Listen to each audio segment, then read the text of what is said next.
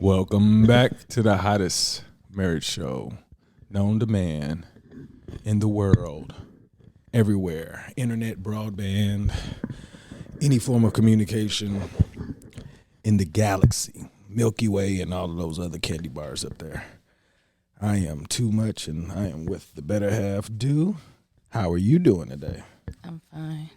I'm trying to. I've gotten into the practice of sitting on a heating pad. It's not that cold. I mean, it's cold if you're like standing outside, but it's something about sitting on a heating pad that I have really gotten into, and so I was trying to get it together and not distract the intro, but I did it anyway. Hello. Did you distract the intro? Oh, I don't know, but I'm doing well. You're definitely moving that mic a whole lot. I'm sorry. Sorry. No, but how'd you sleep? I didn't sleep well. Since we've been looking for, since we've been looking for a house, I've had a hard time sleeping. Like I'll sleep for maybe 4 or 5 hours, and then I wake up, and then I have to be up for a few hours before I go back to sleep. So it's really broken up sleep lately. So, typically when people aren't getting the sleep that they normally get, it affects their day. Has it affected yours in any way?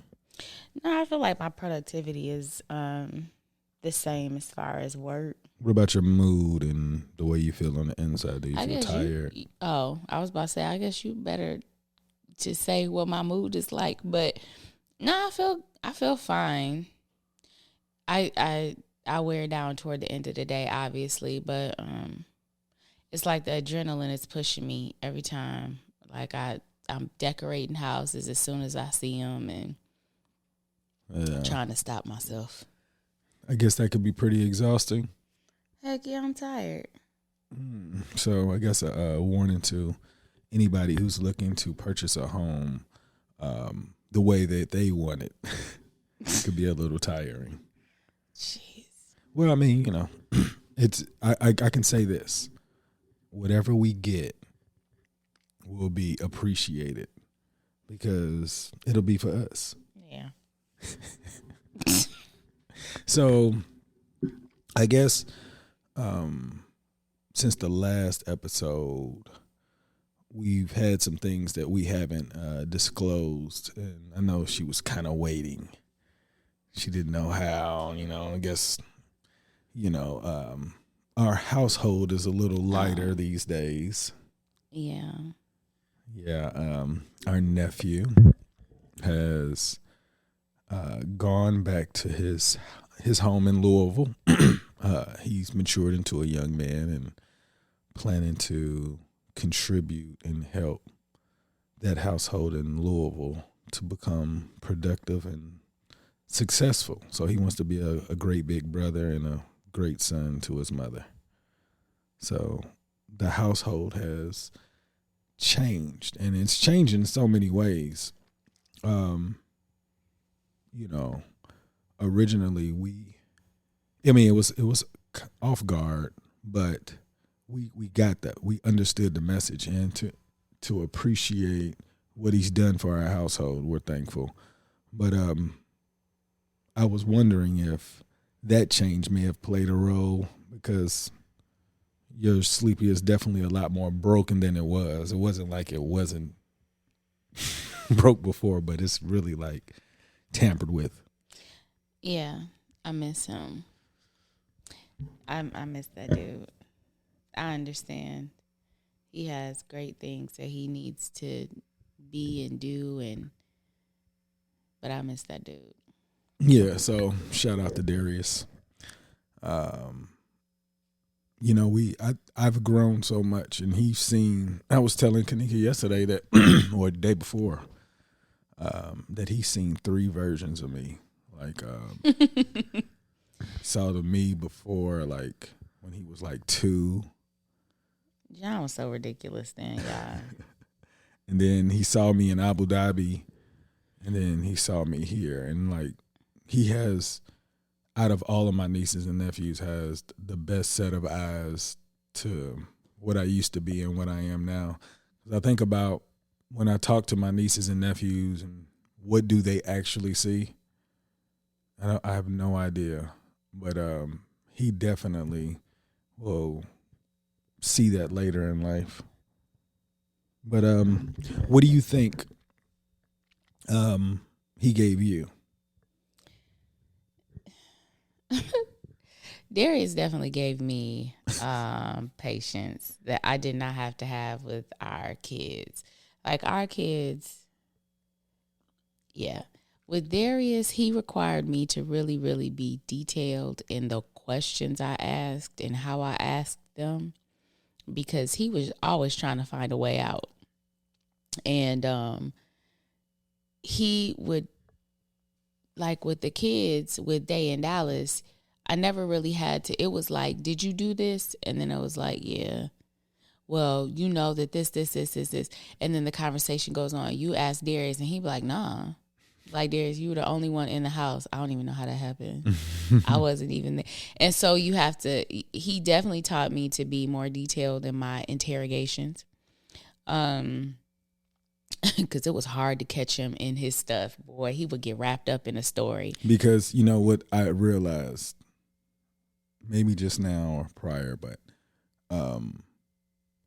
what he does is he focuses on the first thing that you say that does not agree with the story, and then you're lying. You don't know what you're talking about. Instead of the rest of the story being right, it's like this one thing made it wrong. And he can even be telling the truth. It's just that it's so, the way he tells the story. Yo, I came into the house one day and John, I was in the house, John comes in. He was like, can I speak to you for a minute? And I was like, oh God. So I come to the front and he says, tell your aunt what happened today.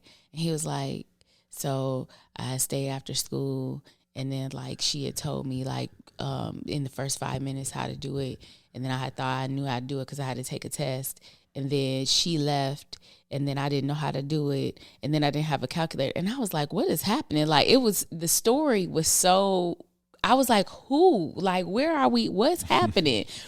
And so the way he told the story, it just sounded crazy to me. I was like, that doesn't make any sense.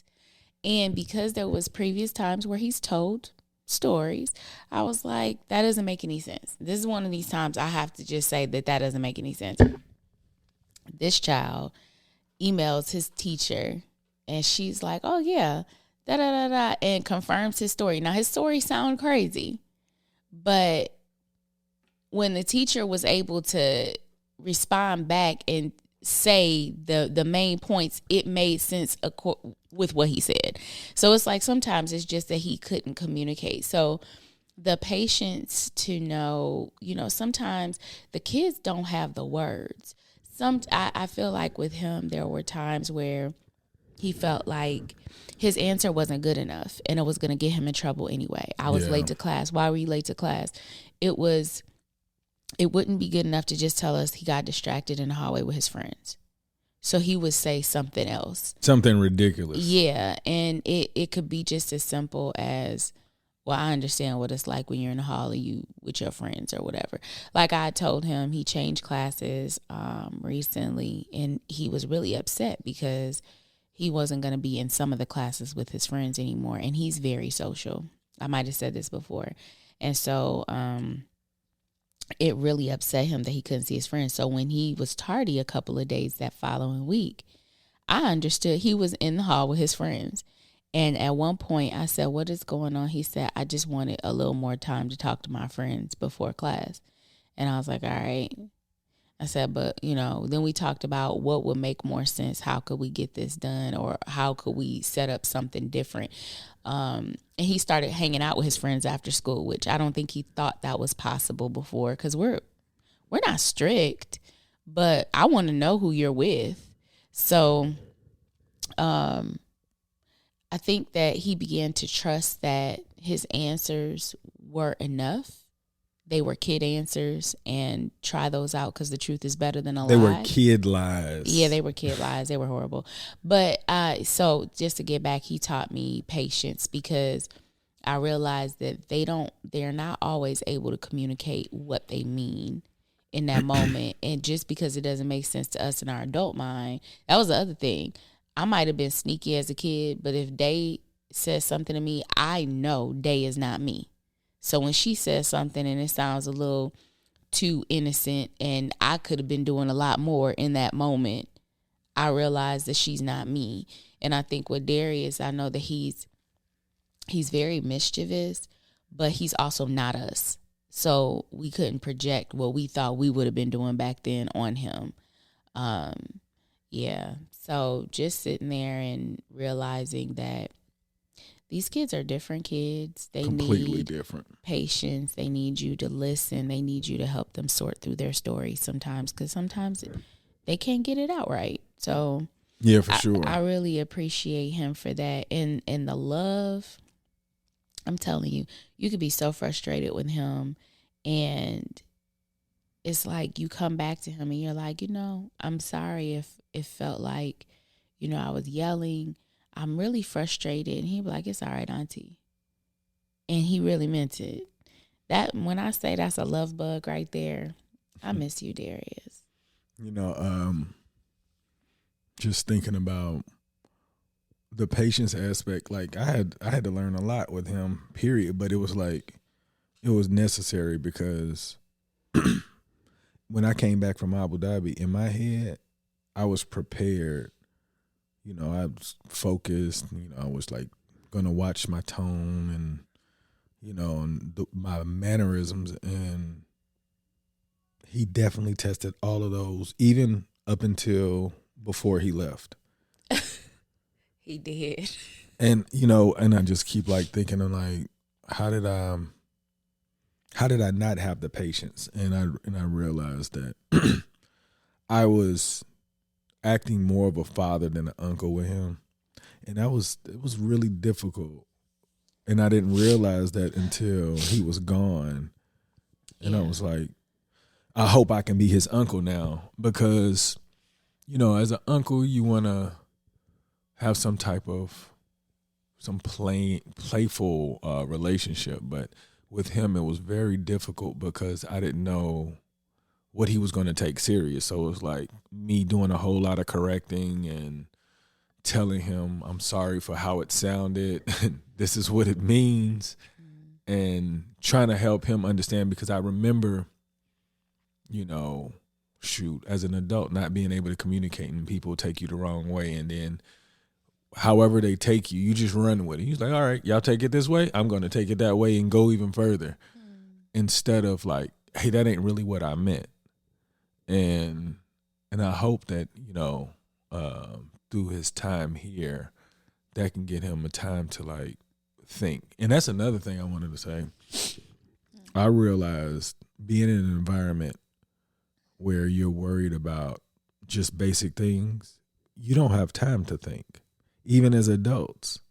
Like when remember I told you in the book, I'm listening to this one book, and it was just talking about how people who don't think work, and the people who think even less works more. And it's like, if you're not taught to think, or things around you seem like chaos and you don't have time to think because you're just moving from one place to another, it's very difficult to make good decisions. And that's what I'm realizing, that I was completely blessed along my journey, because a lot of my thinking, I just ended up on the right side of history. And hopefully, not hopefully, I know he'll end up on the right side of history, but I just don't want him to make those pitfalls that, I was subject to, or the ones that I was lucky enough to escape, that he doesn't, fall trap to. So, inshallah. Yeah. I told John I'm trying to, like growing up, my aunts and uncles were very hands off. Like we saw them when they came to visit, or we went to visit them. My aunts and uncles did not discipline us. I mean, my parents were always around, so I mean, if somebody needed to knock us out, they were going to do it. But my aunts and uncles never disciplined us. I don't remember a time where they yelled at me or anything. I don't remember a time where they had to sit me down and have a real, like, I think because you were good. Well, You didn't get into like things. no, I think that's the role that, I mean, even my mom as an aunt, I've never seen her do that to my cousins. It's just been, our relationship with our aunts and uncles has been really like, you just enjoy them during your visit and that's it. And so with my nephews, from my older brother, I never really, I don't think I ever disciplined them. I used to like direct them if I had to, if they misbehaved, but I would never discipline them. Um, that was Kari. So, I left that to the parents. I wouldn't let them be crazy, but I left that to the parents. I think with because when we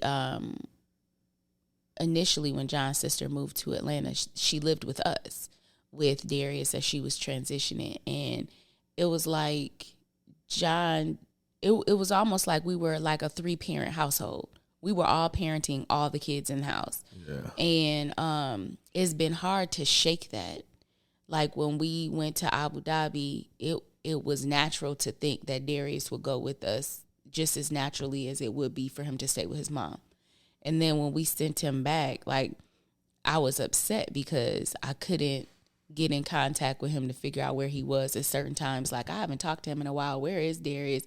And him coming here, it was really easy to get into the parenting all over again. So now I have to learn how to just be an aunt. And that's crazy to me because my entire upbringing and way of being has always been just being an aunt. It's just with this particular kid because his older brother, he was only, in Atlanta for a little while before he went back to Kentucky. So I never really had that I really had an aunt relationship with him. There was no parenting. And then Lainey and Dakota, by the time they came, she was out of the house. So he was just that one little shining star in the middle that got this crazy energy from me. Like, but now I have to let it go. It was crazy that I'm listening to you and I'm like, wow, we did like kind of change the roles where I'm thinking of my aunts and uncles. They weren't like that either. And I think when Damien came, I think it kind of changed. Damien is older. He was born in 95. So I spent a lot of time with him when he was little.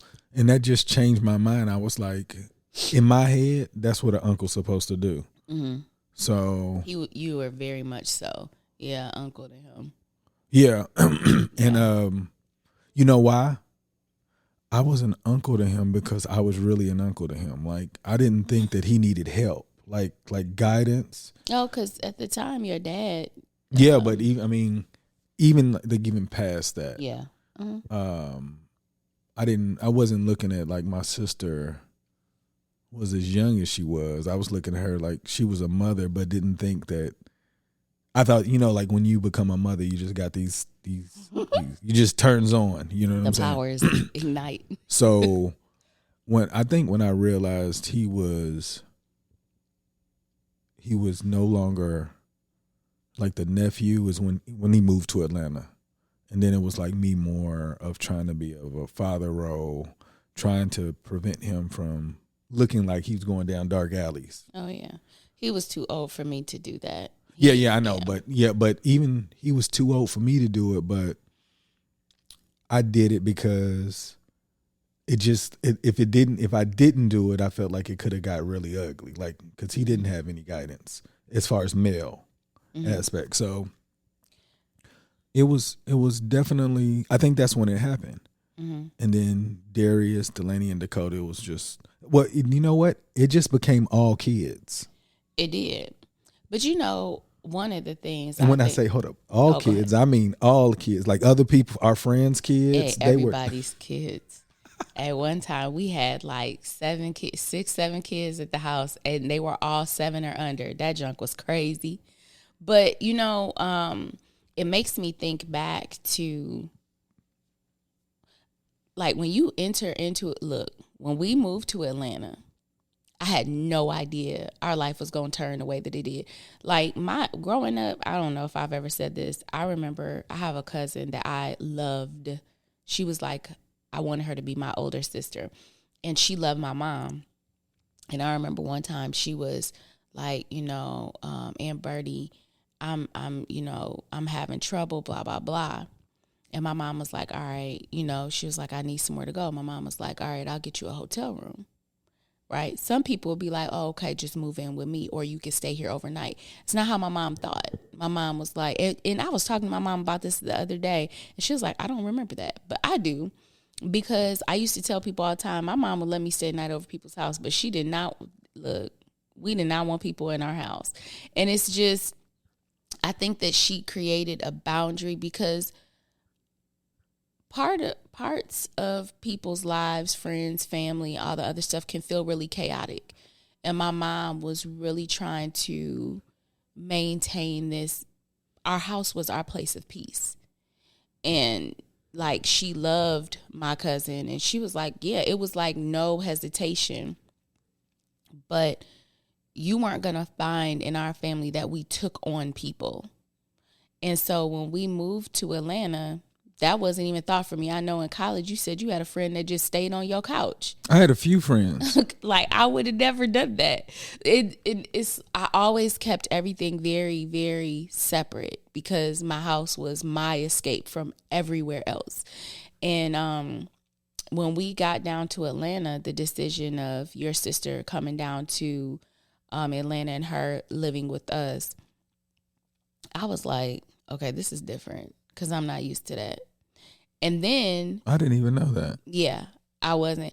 And then it was like when my brothers came, then I was like, oh, this is how you do it. Like, I would have never even thought that. This is crazy. Like, so I was trying to figure out where I got it from, but I told you when I was little, my family we had my mother's youngest brother and his family come stay with us. Mm-hmm. They were in there like 2 or 3 months max, and they moved out. Mm-hmm. But I've never seen that either. And then when I got to college, when we first got into an apartment, me and my roommate, when somebody got in trouble or they was in a bind, just like we didn't even talk about it. It was just like, stay here. Mm-hmm. So after one person did it, it was another person, and then it never felt like they were overstaying their welcome to me. Mm-hmm. Like, I definitely know when I feel like somebody's overstayed their welcome. They never made me feel like that. And as I got older, to me, I was just thinking about like certain things that stick out, like it takes a village or whatnot. I just thought like that's what you're supposed to do, and when you say that that's your peace, I never had that, to know that it was always like, if you can do it, you can do it. So it was not like somebody was taking something from you. It's about helping. So yeah. Well, and even when my brothers came to town, like they stayed a few months with us, and then they kind of went on about their way and established themselves. I didn't see a problem with that. It just I just didn't understand it at first. I had never been put in a position until your sister came. So I think that just opened I would have never hesitated to let my brother stay for a few months, but at one point we had Dave's godfather and Kari, and then when my younger brother came, then he was there, and it was like, okay, I got used to kind of having the door open, and so then it wasn't really as much of an issue for me to do it again. It was like that was something that I didn't expect, though. When we got together, when I met John, he talked about his sister, but he didn't talk about her much. And his youngest sister, and when we got to Atlanta, before she came, he started talking about her more. And then she got there and she was like fully injected into every part of our life from the morning to the, like when I say. But that was me learning her too. Yeah. Like I didn't know my sister. And it's so crazy. I still look back and be like, dang, I didn't even know that was who she was at that time. So like that was new for me too. So you learned more of her than I did. Yeah. When we were like sister wives, it was crazy. Let me explain. So I was working and she would stay at home with Day and Darius, and I was pregnant with Dallas. And she would take care of them all day while I was at work, and I would get home. I think I would get home before you because I lived closer. I worked closer. And so she and I would talk, and she really wasn't a sister-in-law. She was a sister. And when John would get home, we would sit on the couch and we would back and forth tell him about our day as if we're both telling our husband about our day. She's telling him about the kids. I'm telling him, you know, how the baby's doing, what we're doing. And I was like, we was the weirdest, the weirdest looking thing in the world. But, and then when I had Dallas, she moved out not long after that. And then she was watching all three of them for us. And so she was helping to raise Dallas too. Yeah. So it was like the whole. Now that she was also an auntie that corrected, like we all stepped out into a different role as aunts and uncles because we were all raising the kids, you know, together. It was really different. It's definitely not. I guess what I'm thinking about is, you know, when you get in a relationship with people or you marry somebody, do you really know the extent of how you're going to be involved with that person's family? Yeah, well, you know, it's crazy that we're talking about this because I never in a million years worried about your family. Like, when I say that, I mean, like, I always felt like I knew how to communicate with the mother and the father. And I never thought that I would hang out with your brothers or anything like that. But I never thought it would, like, be with what my family's done to you. They haven't done anything to me, but well, no, I'm saying the impact is different. Yeah, it is completely different. The relationships are different. And it's come almost like in my head, I'm like, that's how life is supposed to be. You know, even if things are good, you're supposed to have a relation. Like if everything was on the same playing field and we didn't have to worry, we would be really happy. You know what I'm saying? But being that things are not on the same playing field, things are a little stretched. You get stressed out in certain situations. But in my head, I really did think that's what family was supposed to do. So me putting that on you, I thought that was just something that all families did. That's the honest to God truth. If I knew that you didn't expect, I would have never put that.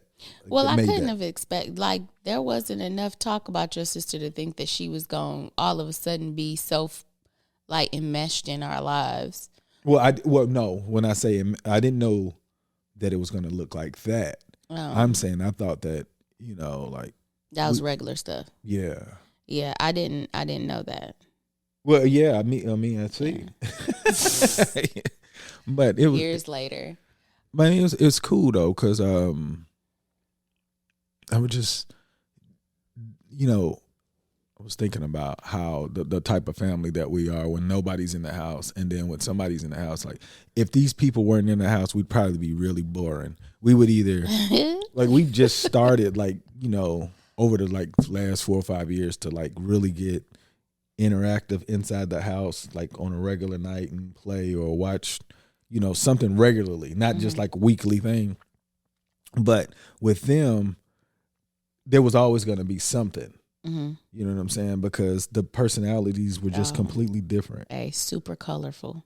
Yeah, for sure. It was like their box of crayons came equipped with 128 colors. Yeah. when the box of crayons only come with 4. We were 4, they were 128. But yeah, it was cool. Yeah. So getting in a relationship, knowing the family. I mean, even if I'd have known your family beforehand, I still would have been around, but I don't know. So when I say that, I'm saying like I think that would have shortened the curve of your eye, your tunnel vision of just seeing me. You'd be like, what the hell is like, this is a lot. What is he hiding? You know what I'm saying? Like wow. Like I mean, because I would say that, you know, as much as I would thought growing up, I thought my family was regular.